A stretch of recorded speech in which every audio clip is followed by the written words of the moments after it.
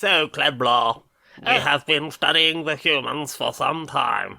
Oh yes, we have been collecting all of the data about Earth, and I think we are finally ready to go and find Earth's leader and present ourselves to them. However, there is the matter of a slight disagreement about which is the ruling species on the planet. Do you want to run everyone through that?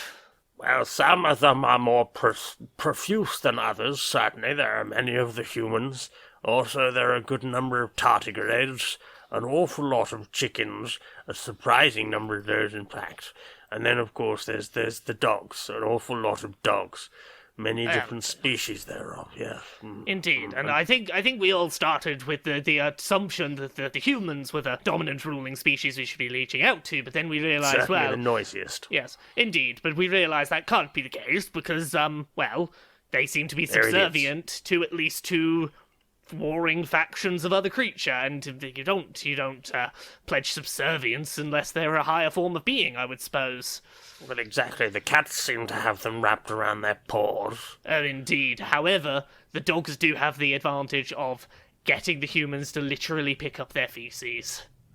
There is that. Although the cats seem to have some sort of box that the humans filter things out from, and then periodically change it so it doesn't smell. Oh, indeed, but the humans go out tied to a leash by the dogs. They seem to the dogs seem to have them tied, so that the human can't run away too far, and that to me suggests a good level of ownership from the dogs over the humans. Well, it seems that the cats have better trained their humans because they seem to be able to go out on their own and then just get the humans to open the door when they wish to come back in again.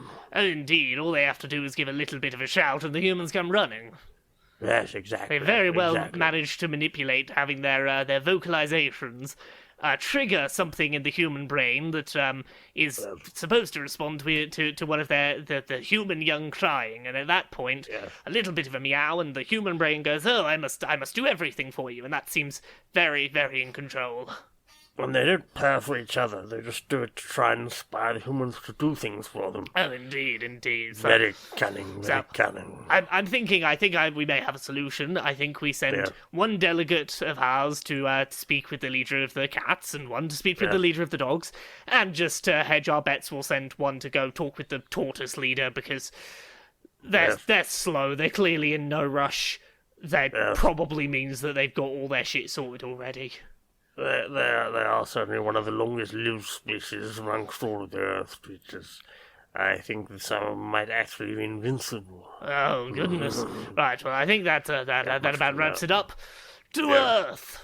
To Earth! Hello, and welcome to the Mnemonics channel, where today we will be helping you to remember useful facts for day-to-day life through the use of memorable phrases and all sorts of silly rhyming things that help you to remember bits of information. So today, with my colleague here, we're going to be teaching you. Hello. We're going to be teaching you how to remember things. What's your first memory trick you've got for us today? 30 days have September. Don't forget this. Always remember. That's very clever. I've got one for helping you to know whether you can use a door at a certain time or not. Ooh. If it's open, you can go, Ben. If it's closed, don't. That's not when you're supposed to go. Oh, yes. Yes, very, very wise advice. Yes. What about you? What other advice have you got for us? If you find yourself in nature, always remember to stab. Don't stroke the angry badger. Oh, very useful. Very useful indeed. Now, some people have a little bit of trouble remembering which order the traffic lights are going to go in. They go in red, yellow, and green, and you can remember that by using the very easy phrase to remember, road. Yes, Guy. Yes, that's the one I use when I'm driving Indeed. too. Yes, you're just going to go, road. Yes, Guy, and it's red, yellow, green. It's very useful. Though another one that I was taught when I was very little. See a tree, leave it be. See a hat, You'll look fancy in that. Oh, very, very helpful. Very, very helpful. I've got one last one for us this week. This is very useful if you're trying to remember how you access food in various containers. In a tin, you'll have to get in. In a box, well, that ain't locked.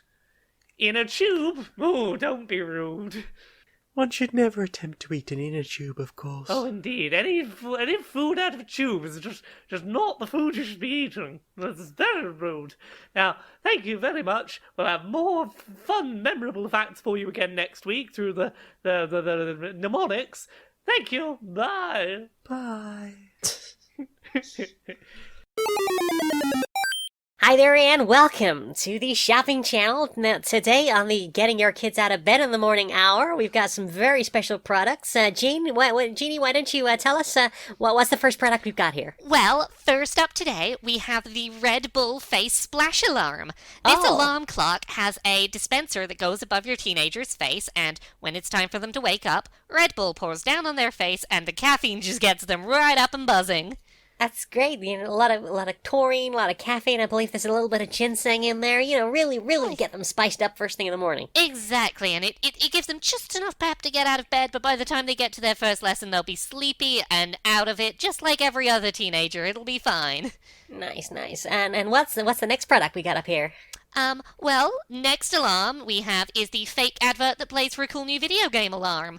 When it's time for your teenager to wake up in the morning, the alarm goes off and it starts describing a wonderful new video game. We've got over 9,000 video games programmed in, and they'll wake up thinking, oh, there's a video game out I hadn't heard about. It's out today. I need to get up and play it. And then next thing they know, they're having a family breakfast downstairs with you. Oh, heck. Now, that's just amazing. I'm really loving that. Now, this one coming up is our special premium, this hour only. It's only $99.95, and this device will actually deliver a shot of adrenaline straight into the carotid artery. And that's really going to get them going like you would not believe. They are going to wake up uncomfortably energetic, and it's just what you need to get them up and about in the morning. They're going to be so full of energy, so unable to stop moving that they might even clean their own room while they're at it. Yeah, or suffer a fatal heart attack, one or the other.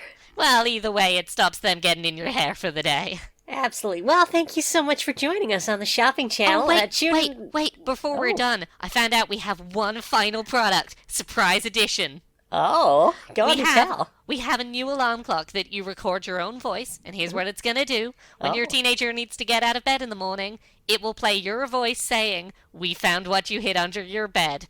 You've never seen a teenager get out of bed quickly until they think you found something in their room. Oh, that's true. That's certainly very true. Oh, my goodness. So, anyway, that's 926-4745, and just quote the references you've seen on the screen, and we'll be coming back in a little while with this one that just uses the sound of a woman screaming for a full solid hour. Can't be turned off. That's definitely going to get the kids out of bed. Tune in for that after this break. Oh, you know, I just can't work out how we're gonna get this to transport safely. Don't know, Governor. What do you think? We can maybe stick it in like some of them packing peanuts. What, them packing peanuts? I don't know. It's proper fragile stuff. Like, if this stuff gets damaged before it gets where it's going, it's useless if it's damaged, isn't it? Yeah, I suppose like you don't want any of the stuff getting out, you know, and then it like loses all its potency and stuff. Yeah, I'm thinking like maybe cotton wool or something. Yeah, cotton wool. Maybe we could do something like that.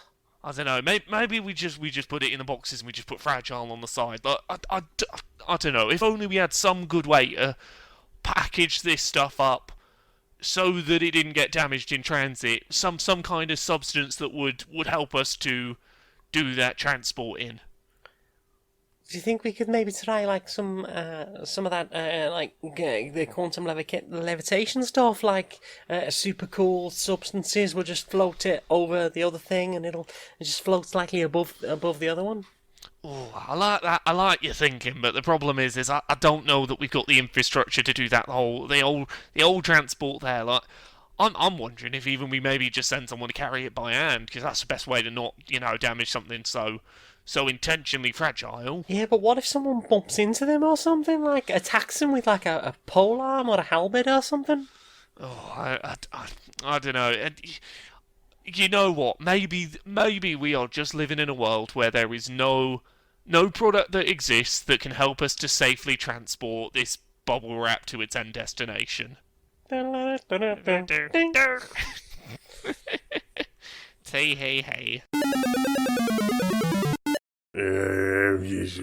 We've been on the road for bloody days bringing these hobbits back to Isengard. Oh, so much work. I feel like I've not had a proper meal in ages. Oh, it's funny you say meat. I'm properly craving some good meat. Oh no, proper Freudian slip going on there. I just want to sink my teeth into it.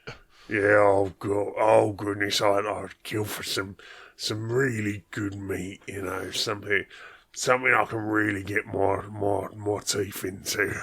Well, conveniently as it is, you don't actually have to do that. Oh yeah? Yeah? Have you heard that there is another way? Time to try I Can't Believe It's Not Man Flesh. Vegan orc food.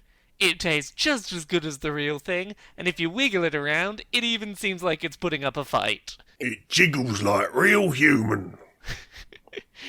So, don't be dissuaded by the fact that the only humans around are the ones that you're supposed to be taking to Isengard and not eating. You can feel like you're eating human without eating the people you're meant to be transporting. I can't believe it's not man flesh. Looks like meat's back on the menu, boys.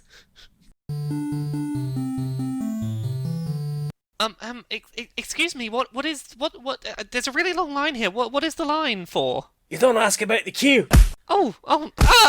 Stop hitting me! No. Stop hitting me! What's going on? Excuse me, other person. What's this line for? Hello. Oh, you want this line? Yeah, I'm wondering what this line is. Stop hitting me! Why is everyone hitting me in this line? I'm getting away from you.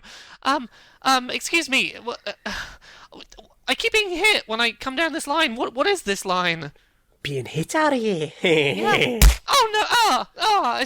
People keep hitting me in the face. What is? Come on, please. Hey, I just want to understand why everyone's hitting me. What's the deal with this line? The punchline.